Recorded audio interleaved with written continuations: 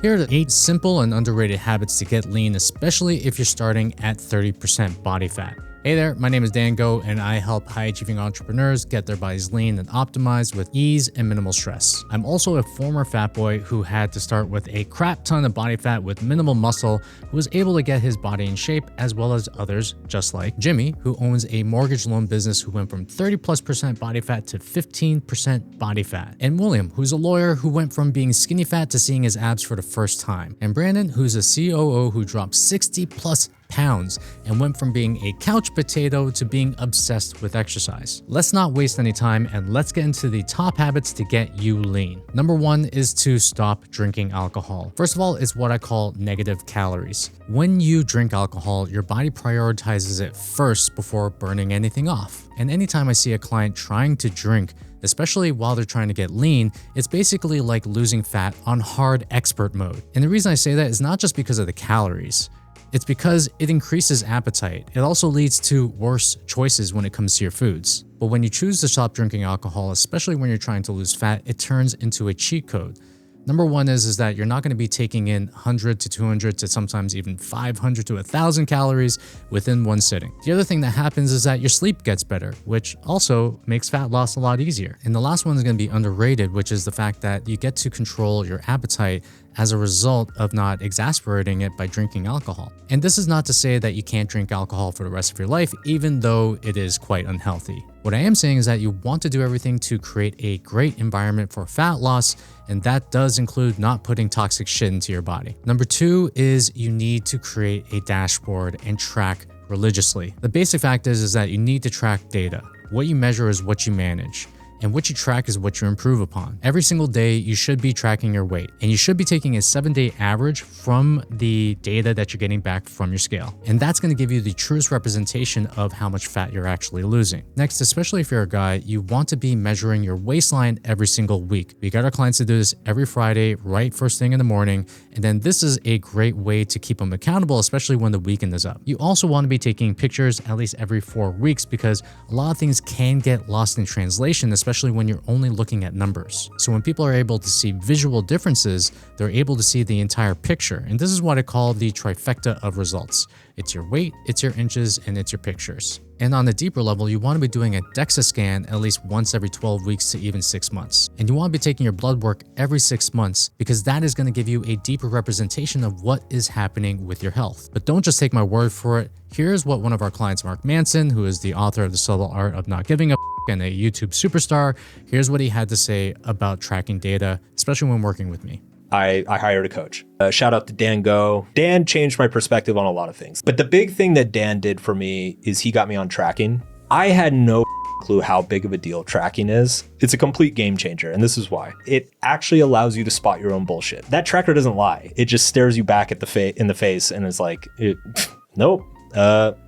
2 chocolate brownies are still 2 chocolate brownies. So again, what you measure is what you manage. And if you're not tracking, you're not improving. And at least for your health, you need a semblance of a dashboard to let you know that you're headed in the right direction. So the next habit is going to be walking at least 8 to 15,000 steps per day. And the reason I give a range is because everyone's life is going to be varied in terms of their time, their schedule, and this goes on a day-by-day, week-by-week basis. And I love giving ranges, especially when it comes to walking, because you want to be hitting at least like the minimal amount and also be aiming for the upper limit. Now here's what we know about walking, especially when it comes to the amount of steps that you get. Getting 4,000 steps a day or less is pretty much sedentary. It leads to poor mental health and is associated with increased risk for all-cause mortality. Getting 6,000 steps a day is getting the bare minimum. You get a slight boost in brain function, and it's associated with a 15% reduction in all-cause mortality. Getting 8,000 steps is where things get interesting.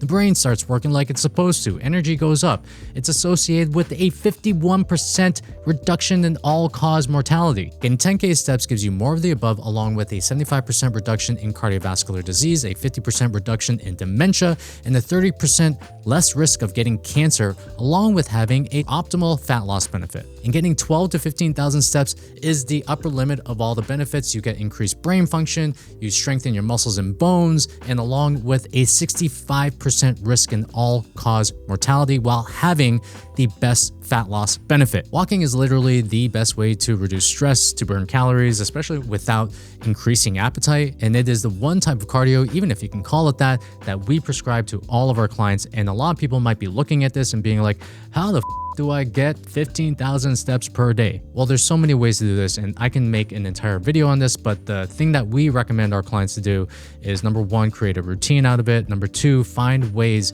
in which to add this to your day without actually ruining your schedule. Things that we do is having them get a treadmill desk, which usually costs around $200. And what we like to do is we like to turn dead time or just time that you would use sitting into walking time. So you can do walking meetings. You can even watch videos while walking. You can read while walking. You can do a lot of stuff while walking. So there are a lot of ways to get this. You just have to have a solution-based mindset to make it happen. Number four is going to be meal automation. So what is the type of food I'm eating? What is the timing and the schedule? And how am I going to get these automated into my life without even having to think about it? So the types of foods that we want to be eating is going to be around 90% nutrient-dense single ingredient foods. And what I mean by that is that a piece of broccoli is just a piece of broccoli. There's only one ingredient, it's broccoli. A piece of chicken breast only has one ingredient, it's chicken breast.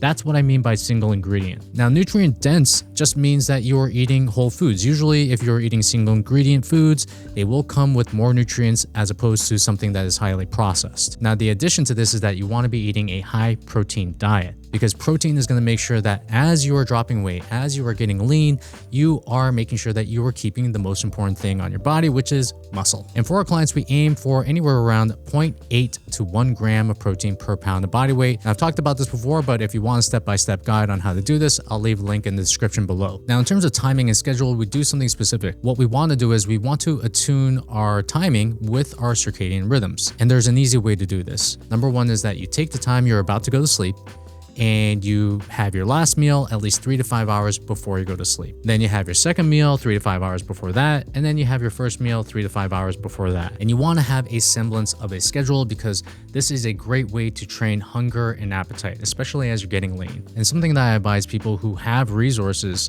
is to do meal prep or do meal delivery. So you have high protein, healthy meals in your possession every single day. And a lot of people would be like, oh, that costs so much money. Well, for a lot of people, they're ordering Uber Eats or DoorDash every single day, and that actually comes out more expensive than just getting simple meal prep delivered to them. And if you can't do that, then you are going to have to prep your meals in advance using maybe Wednesdays and Sundays to prep all your meats, prep all your veggies, and then that's the other way that you can do that. Next, you have to do strength training at least 3 times a week. And when you do strength training, you have to be using progressive overload. What that means is that you are expending effort when you are lifting. And for a lot of our clients, especially for people who are over the age of 35 and 40, we advise them to go at least 1 rep to 2 reps before failing on an exercise because we find that this just keeps them away from injuries. And when it comes to how many workouts you should be doing, bare minimum is going to be 2 times per week. The most optimal that I find with myself and also a lot of clients is 3 times per week because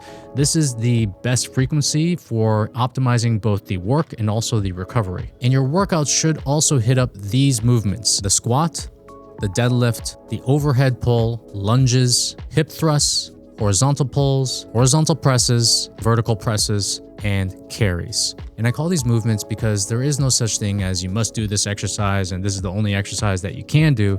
I call it movements because you want to be training these movements in whatever exercises that you deem necessary for yourself. And along with these workouts, you want to be doing some form of dynamic stretching, preferably before your workouts, because this is going to not only warm up your body, but it's also going to help you avoid injury and also increase range of motion, which is going to be very helpful when you're lifting weights. Now, we had one client who just had horrible eating habits. One of the things that we did with him was not changing his diet, not changing the foods that he ate.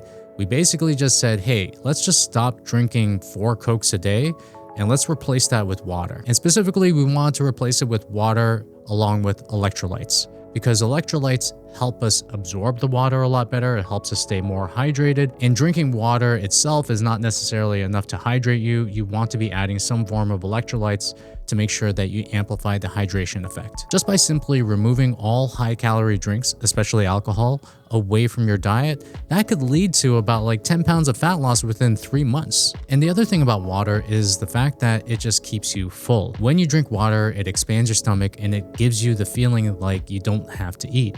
And there's a very specific strategy that we use with our clients that helps them feel full from every single meal and also throughout the entire day using water. And it goes like this. Number one is going to be drinking water at least 30 minutes to 1 hour upon waking before coffee even hits your system. And the next is going to be drinking water before and after your meals. And when I say drinking water before and after your meals, a lot of people are going to be like, oh, what about your digestive juices? It's going to mess with your digestive system. Well, these have all been debunked. And water to me is one of the most underrated ways to control your eating and also to lose a lot of fat. Next, we have to set a hard stop for when we choose to stop eating, especially when it comes to nighttime. From my own experience, the worst meal decisions happen after 7 p.m. And a lot of people that come to us that want to burn fat, they have a big constraint, especially when it comes to eating at night, in the form of not being able to control it. And the reason why is a combination of either not getting enough nutrients in the beginning of the day. For a lot of people, it's actually intermittent fasting or skipping breakfast, which exacerbates eating at night. And the other one is just going to be simply stress. It could be a confluence of all of these things put together. So one of the things that we have to do is we have to set a hard stop for when we choose to stop eating.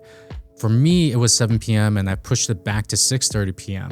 For a lot of our clients, we have them start at 7 p.m. because we find that it's the perfect balance between when they're going to sleep and when they're having their final meal. And if you find that this is something that is hard to do in your life, well, here's a little system that you can use. Number one is going to be setting the habit of having a hard stop for when you choose to stop eating. You want this to be at least 3 to 5 hours before you go to sleep. And you want to set a hard time. You need to be exact, especially when it comes to setting a habit. And next, you want to track the habit. You can download any habit tracking app on the internet. My favorite is called HabitKit. I'll leave a link in the description below. I have no affiliation to them, but there's just something I love about being able to see my streaks inside of my phone, and that is so motivating to me. And next, what we want to do is we want to set a recurring alarm on our phones and try to make it as annoying as humanly possible. And as I said, my alarm goes off at 6:30. That's my time, and that's my signal to say, hey, time to stop eating, Dan. And I find when I have an audio cue to stop eating, it just makes the process more solidified. And lastly, you have to prepare for the struggle period. I mean, if you are trying to set any type of habit inside of your life, it's gonna be hard. So when people say it's like, oh, I tried it for 1 week and I couldn't get the stick, well, I'm like, that's cool. Just keep going. And a lot of people think consistency is like doing it every single day. And the reality is that consistency looks very messy, especially in the beginning until you lock this down as a habit. And finally, we have what I call sleep automation. So first, we need to get the quantity right. You need at least 7 to 9 hours to operate as a functional human being. And next, we have to figure out our timing. Preferably, you want to be sleeping and you want to be waking up at the same times every single day. And low key, one of the best ways in which to do this is to sync your times up for when the sun rises and when the sun sets. Next, we want to be working on quality. In order to do this, we want to get some form of a sleep tracker to track latency, REM, and deep sleep. And I talked about this in the previous video that you can check out over here.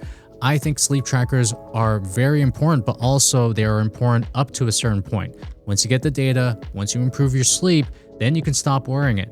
See, because I'm not even wearing my sleep tracker anymore. I know exactly what informs my sleep, and I know that I'm getting great sleep already. And lastly, we have environment. You want to be setting up an evergreen environment that is going to encourage great sleep.